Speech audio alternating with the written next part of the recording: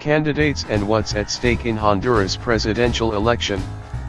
Tegucigalpa, Reuters. Hondurans voted on Sunday in a presidential election that many expect to result in a second term for the current U.S. friendly leader, 8 years after he supported a coup against a former president who also floated the idea of re-election. Based on recent polls, Juan Orlando Hernandez, of the center-right National Party, looks set to profit from a 2015 Supreme Court decision that overturned a constitutional ban on re-election.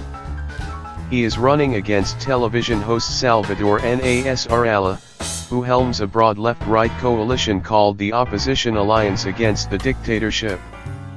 Below are the candidates' main proposals. Juan Orlando Hernandez, a former head of Congress who studied at the State University of New York and Honduras Military Academy, Hernandez, 49, enjoys a good rapport with White House Chief of Staff John Kelly and is seen as a reliable U.S. ally in Central America. Hernandez has managed to lower the murder rate and raise growth while expanding his influence into the furthest reaches of the Honduran government. Critics say Hernandez, who was born in a humble, rural family of 17 siblings, has stifled dissent and is seeking to consolidate power.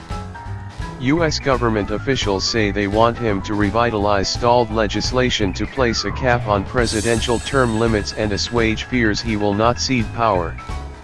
With his slogan "Change has begun and should continue," Hernandez says he will keep up his militarized fight against the gangs that have turned the Central American nation into one of the world's most violent.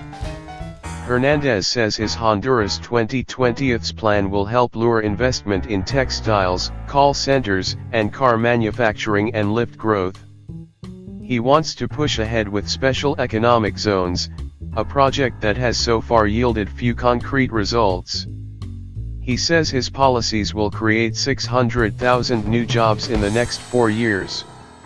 Salvador Nasralla, a colorful 64-year-old sports and talent TV show host descended from Lebanese immigrants, Nasralla promises to put an end to years of violence, poverty, and graft.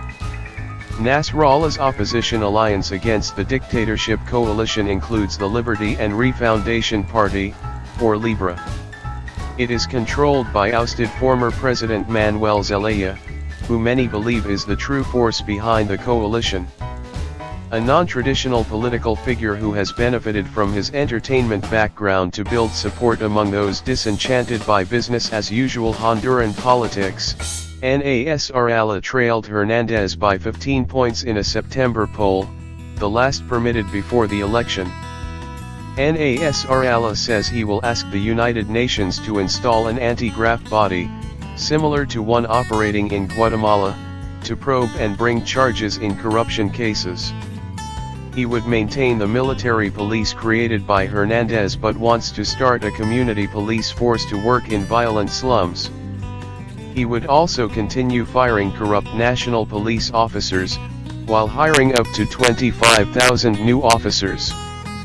Plans for the economy are vague, but the coalition has proposed lowering the sales tax and slashing the Hernandez-imposed corporate levy that has enraged the private sector. The alliance has proposed a referendum on how the current constitution should be rewritten, either by Congress or by a new National Assembly.